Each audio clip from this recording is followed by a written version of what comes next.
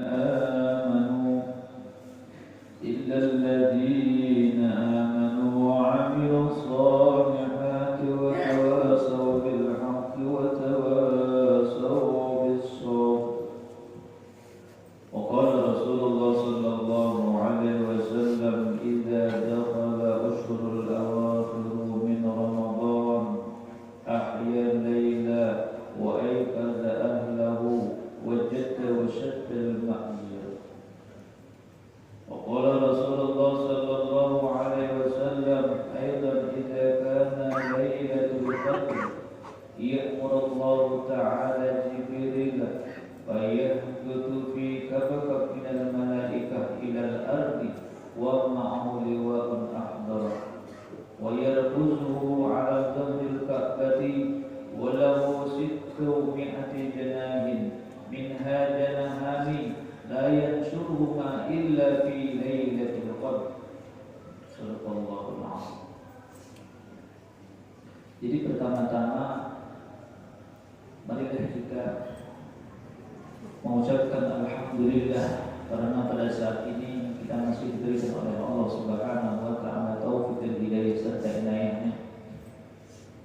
Alhamdulillah pada saat ini kita masih diberikan oleh Allah Subhanahu wa taala nikmat sehat.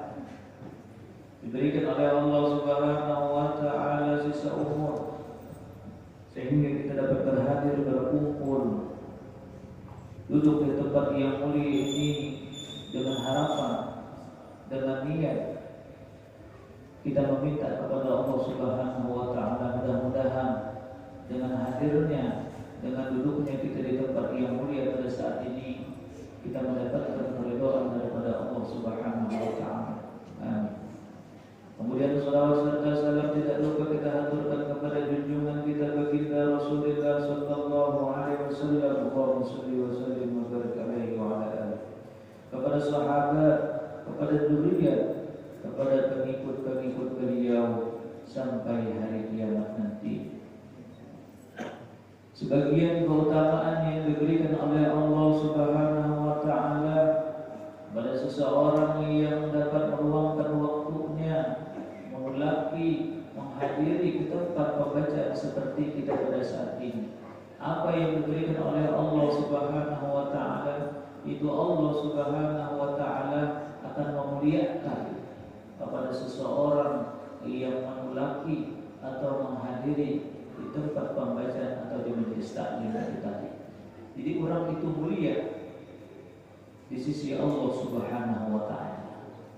Salah satu penyebab seseorang itu mendapatkan kemuliaan dan seseorang itu akan mendapatkan keridhaan daripada Allah Subhanahu wa taala itu apa? Meluangkan waktunya menulaki, menghadiri tempat pembacaan seperti kita pada saat ini. Allah taala ketujuh, Allah taala ridho, Allah taala memberikan akan kepada seseorang yang duduk di tempat pembacaan itu tidak akan beberapa kemuliaan. Jadi kesimpulannya orang yang dapat meluangkan waktunya menulaki ke tempat pembacaan atau di majelis taklim orangnya untung dunia akhirat. Itulah sebagian keutamaan yang diberikan oleh Allah kepada orang yang berhadir ke tempat pembacaan atau di majelis taklim. Jadi untuk di sini sedikit tentang mengingatkan kembali yang mana kita berada sudah di separuh daripada bulan Ramadan, yang mana beberapa hari lagi akan menjelang daripada hari yang kita nantikan, yaitu hari Lebaran atau hari raya, yang mana Allah Subhanahu wa taala memberikan kepada kita umat baginda Rasulullah sallallahu alaihi wasallam di dalam bulan yang mulia ini, yaitu bulan Ramadan, itu satu malam yang namanya Lailatul Qadar. Malam mulia Lailatul Qadar, malam yang diberikan oleh Allah kepada kita umat Muhammad, di mana adanya di dalam bulan Ramadan. Itu yang pertama dulu kita yakini Kita imani, kita percaya di dalam bulan Ramadan ada rahasia Allah, di mana hendaknya Allah Ta'ala pada menjelaskan atau pada memandangkan ulama ada yang menerangkan tentang malam yang mulia itu tadi. Apabila malam mulia yang diberikan Allah Ta'ala kepada kita bertaat yaitu umat Muhammad, sebagian ulama menerangkan mulai hidup pertama sampai 30 sebulan. Ada yang mulai bahalat semalaman, ada yang itu mengatakan mulai separuh daripada bulan Ramadan, ada mulai hidup 21 daripada bulan Ramadan, 21 atau malam-malam ganjil. Yang kesimpulannya ada malam yang mulia yang diberikan oleh Allah Subhanahu wa Ta'ala. Itu yang kita imani, itu yang kita percaya. Dan hendaklah bagi orang yang beriman, yang percaya kepada malam yang dimuliakan Allah Ta'ala itu tadi mengharap, mengingini, menghendaki bahasa kita, hendak banget dapat Lailatul Qadar. Itu sekurang-kurangnya kita menghendaki di dalam bulan Ramadan ini tadi mendapatkan Lailatul Qadar. Nah, bagaimana alamatnya? Bahwasanya di akhir atau di separuh terakhir daripada bulan Ramadan yang diturunkan Allah Ta'ala malam yang mulia atau Lailatul Qadar itu tadi, imam sembahyang tarawih. Ya boleh. Sembahyang tarawih apabila jam 16 imam membaca nama surahnya Bismillahirrahmanirrahim. Inna anzalnahu fi lailatul qadr wa ma adraka ma lailatul qadr. Lailatul qadri khairum min alfi syahr. Tanazzalul malaikatu war-ruhu fiha bi'izni rabbihim min kulli amr. Salamun hiya hatta matla'il fajr. Itu cirinya, itu tandanya. Itu sebetulnya ayat yang dibaca oleh imam yang kita dengarkan daripada jemaah sembahyang tarawih itu mengingatkan kepada kita, mengisyarat kepada kita bahwasanya masuk daripada separuh yang kedua daripada bulan Ramadan, kita berhati-hati, kita bersungguh-sungguh. Di mana? Di akhir daripada bulan Ramadan itu tadi. Jadi cirinya itu ada ayat berubah. Nah, asalnya berubah kawannya. Kalau separuh yang kedua, dari separuh daripada bulan Ramadan berubah ayatnya. Inna anzalnahu fi lailatul qadr. Itu menunjukkan kepada kita hendaklah kita berhati-hati di akhir daripada bulan Ramadan. Kemudian baginda Rasulullah sallallahu alaihi wasallam apabila berada di akhir daripada bulan Ramadan, apabila masuk di akhir daripada bulan Ramadan, Rasulullah bersungguh-sungguh di dalam beribadah kepada Allah Subhanahu wa Ta'ala. Dalam hadis yang mengatakan idza dakhala ushurul awakhir min Ramadan ahya al-laila wa ayqadha ahlahu wa jadda wa shadda al-ma'zira. Rasulullah sallallahu alaihi wasallam bersabda, apabila masuk atau bila berada di separuh yang ke-10 atau separuh yang kedua daripada bulan Ramadan, separuh yang terakhir daripada bulan Ramadan, ahya al-laila, Rasulullah menghidupkan malamnya dengan beribadah kepada Allah Subhanahu wa Ta'ala, mengisi waktunya dengan beribadah kepada Allah. Wa aibada'an lahu, dan membangunkan akan keluarganya, wajadda, dan bersungguh-sungguh, wasyadda, dan membakar al-maghfirah, akan simpulan tapih atau bundalan tapih kita. Jadi Rasulullah bersungguh-sungguh. Ini hadis mencontohkan baginda Rasulullah kepada kita supaya apa? Supaya berhati-hati, supaya kita jagai, supaya apa? Supaya kita bersungguh-sungguh, bujur-bujur apabila berada di akhir dari bulan Ramadan untuk mendekatkan diri kepada Allah Subhanahu wa Ta'ala. Bujur-bujur kita. Artinya jangan lama, jangan kulir, jangan malas dalam beribadah kepada Allah Subhanahu wa Ta'ala, khususnya dalam diri kita masing-masing. Jangan kuliah kita mengasa timbul rasa, ya rasa ini macam-macam yang timbul berdaan yang ada itu dari dalam hati kita. Asa kulir nah, asa lapah nah, timbul kena asa, karena ada dua timbul rasa rami, rasa ketujuh, rasa gembira itu timbulnya di dalam hati kita masing-masing. Maka di sini ayat dia apa hadis ini menerangkan mengingatkan kepada kita Rasulullah haja bahasa kita tuh bujur-bujur berhikmat bersungguh-sungguh beribadah kepada Allah di dalam bulan Ramadan kita pulang. Jadi hendaklah kita khususnya di dalam bulan Ramadan lebih-lebih lagi di akhir daripada bulan Ramadan hendaklah kita bersungguh-sungguh dalam beribadah kepada Allah. Kita pertahankan ibadah kita kepada Allah Subhanahu wa Ta'ala. Supaya kita apa? Supaya kita mendapatkan keberuntungan. Supaya kita apa? Supaya kita mendapatkan akan yang dicita-citakan. Supaya apa? Supaya dapat yang kita kehendaki atau yang kita inginkan. Nampak keinginan kita, harapan kita apa? Mudah-mudahan mendapatkan Lailatul Qadar. Itu loh harapan kita mendapatkan Lailatul Qadar. Hendaklah dapat Lailatul Qadar ini tadi akan nilai ibadah kita yang sedikit, yang setumat, yang setunggal, yang sebentar ibadah kita. Ada pemarakan kayak orang ibadah lawas tahan, mungkin setumatannya. Maka jangan lepas daripada mengharap kepada Allah, kenapa? Mengharap mendapatkan Lailatul Qadar. Jadi ibadah kita apa? Mengharap kepada Allah. Sedikit ibadah kita adalah harapan kita dalam.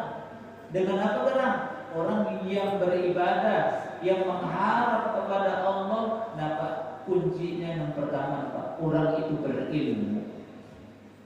Maka syaratnya seseorang beramal beribadah yang mendapatkan kesempurnaan daripada ibadahnya ada empat macam seseorang itu tadi akan mendapatkan kesempurnaan dalam ibadahnya. Yang pertama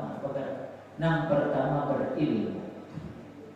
Kalau kita membicarakan tentang ilmu luas, banyak. Seseorang itu akan mendapatkan akan kebahagiaan apabila kada mempunyai ilmu. Seseorang itu akan binasa apabila kada mempunyai ilmu. Seseorang itu tadi akan mendapat pahala apabila kada mempunyai ilmu. Sebaliknya, bagi seseorang yang mempunyai ilmu maka akan mendapatkan kenyamanan, kebahagiaan. Maka seseorang yang mempunyai ilmu akan mendapatkan nantinya di negeri akhirat akan pahala.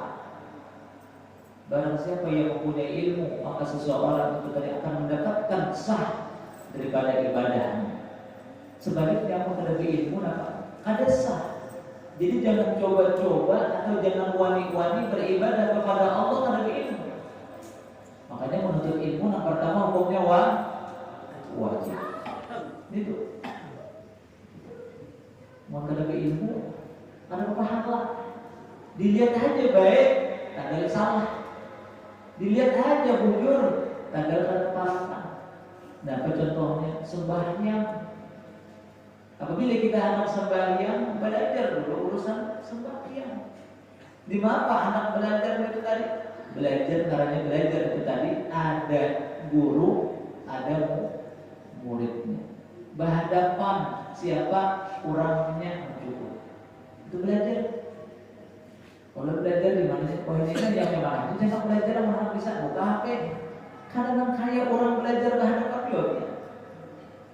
Kalau orang yang belajar berhadapan itu lebih sempurna, lebih baik. Dan kayak itu juga aturan daripada orang yang belajar hadir dan bertatap muka atau berhadapan langsung dengan gurunya itu tadi. Kita belajar di sekolahan mulai SD, mulai TK adalah kita belajar di rumah. Kalau kita mau keguruan, kada mau dapat kan. Adalah pasal corona terdahulu ya, kita mengajar lain juga. Ilmu guru yang asli yang mengajari. Kada guru. Tapi kalau guru yang asli mengajari, maka akan mendapatkan ilmu yang bujur. Nah, kayak sembahyang, bujur-bujur kita belajar lewat guru. Berhadapan dengan guru, ulun hendak belajar sembahyang. Lajarian ulun lajarian ulun. Jadi kalau belajar ilmu ada cukup dengan teori atau dengan dibacakan aja ada cukup. Kalau orang yang belajar itu tadi apa dibacakan dan langsung dipraktikkan. Lebih-lebih lagi khusus masalah sembahyang. Belajar sembahyang. Jadi berdirinya, takbirnya, rukuknya, i'tidalnya, tumakninahnya. Nah, bukan arti tumakninah. Nah, tumakninah itu begana. Diharap. Nah, itu. Artinya berhenti sebentar dengan sekedar subhanallah. Allahu Akbar, begana itu kita. Allahu Akbar, rukuk. Ini ilmu yang wajib. Sami Allahu liman hamidah, begana. Jangan langsung Allahu Akbar. Lebih banget ini sembahyang ini. Orang mengisahkan dalam sembahyangnya ada sah apabila ada tumakninah. Jadi sahnya sembahyang, sahnya ibadah yang pertama dengan ilmu. Maka ilmu. Jadi jangan coba-coba beramal apabila kita mempunyai ilmu. Maka kita cari ilmunya dulu. Supaya apa? Supaya nantinya kita di negeri akhirat mendapatkan akan pahala yang dikehendaki. Itu loh kalian. Kita berusaha, kita begawi. Nah, yang diharapkan upah. Ini orang beri upah atau pahala yang kita nantikan yang kita hadangi atau yang kita hadapi.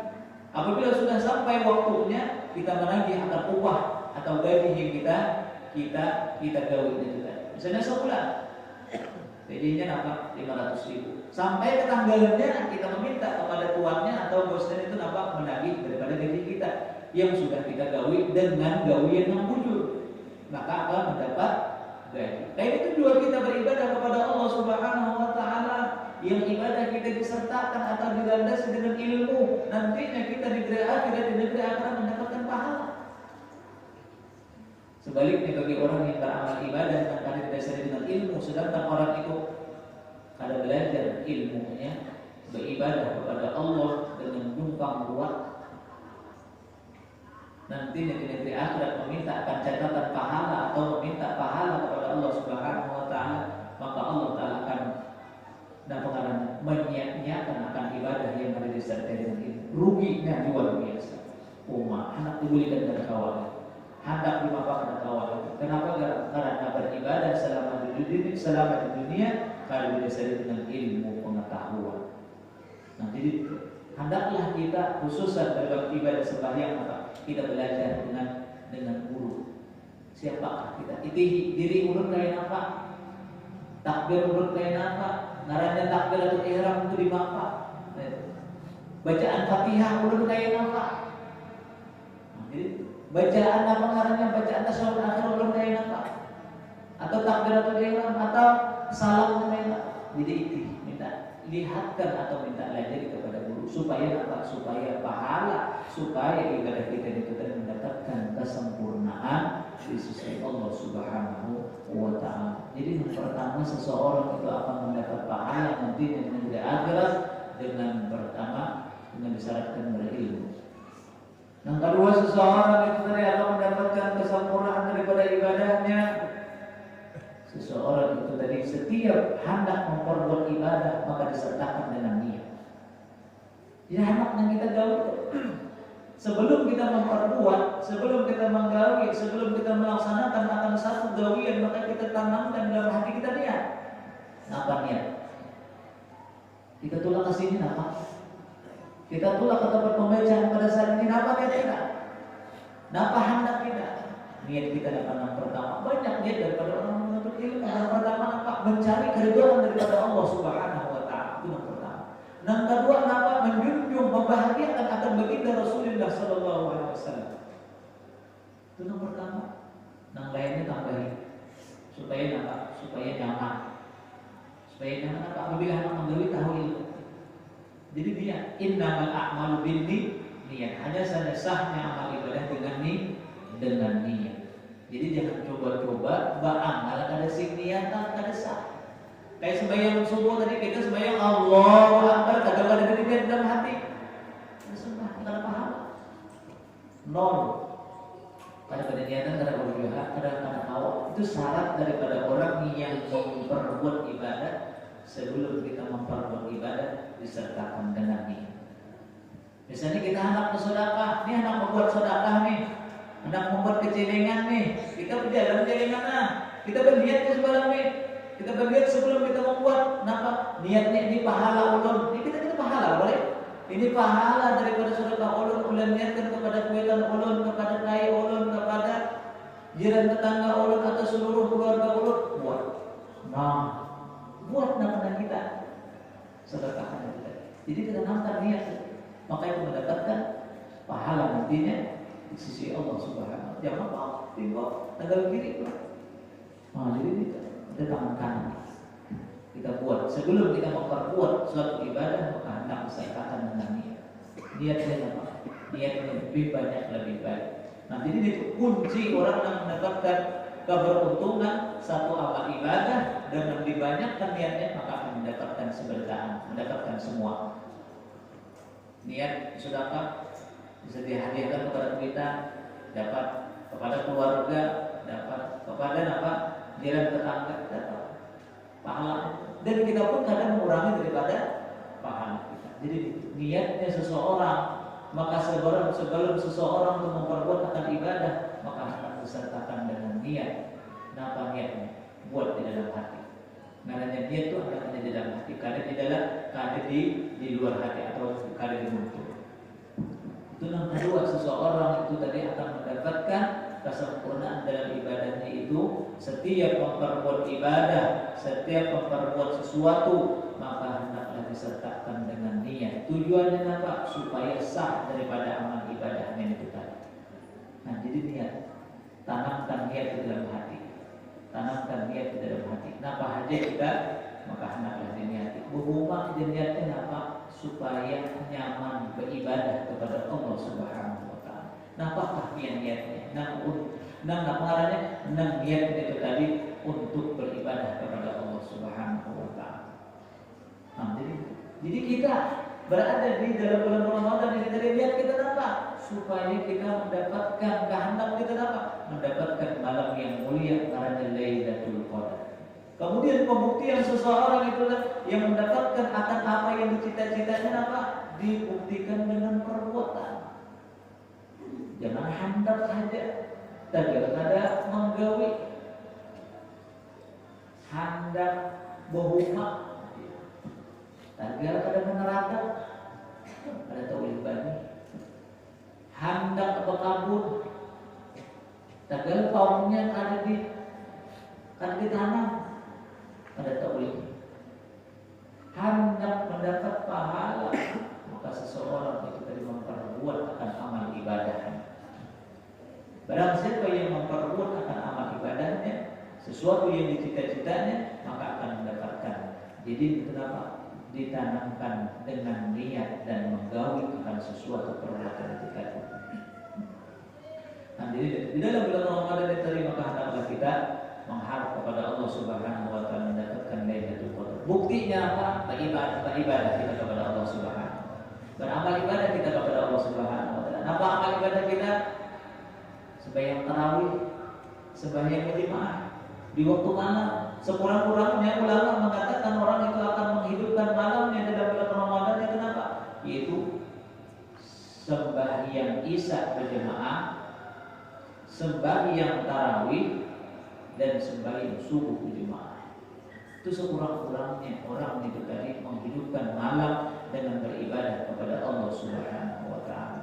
Pada ketika malam itu tadi Allah Ta'ala menurunkan atau menjadikan malam itu malam Lailatul Qadar, maka orang yang beribadah dengan sembahyang berjamaah Isya dan sembahyang tarawih dan sembahyang subuh berjamaah, maka Allah Ta'ala akan mendapatkan golongan orang itu tadi mendapatkan Lailatul Qadar.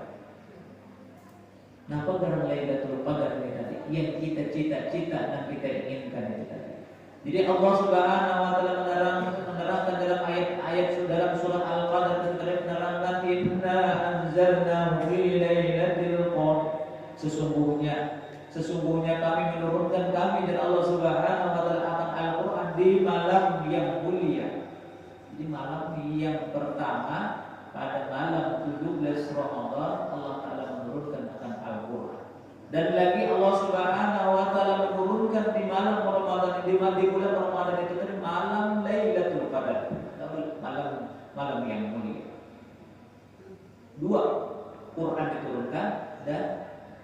mulia diberikan di dalam bulan Ramadan.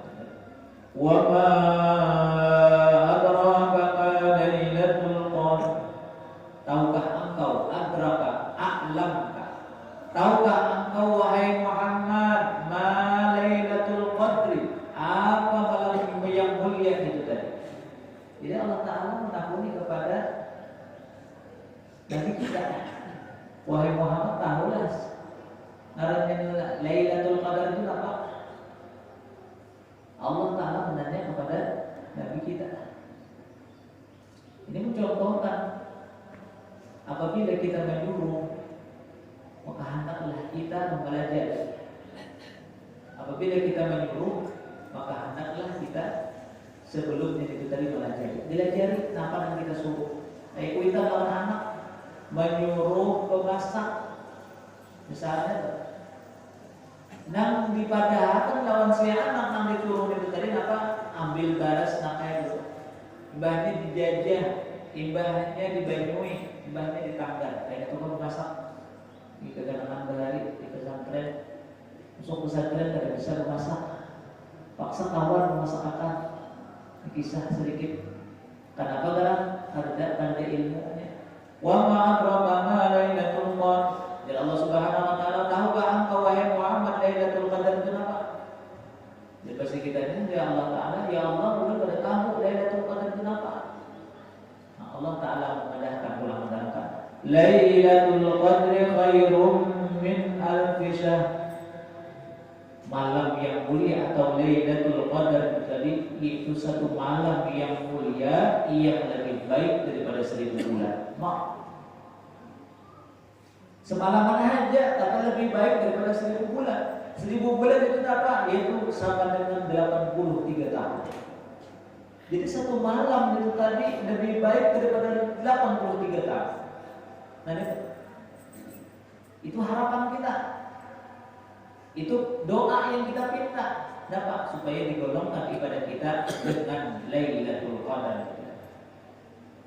Malam yang satu malam yang nilainya lebih daripada 1000 bulan atau yang nilainya lebih daripada 83 tahun. Jadi barang siapa yang beribadah kepada Allah di dalam bulan Ramadan membatuli atau berkenaan di malam yang mulia itu tadi, maka nilainya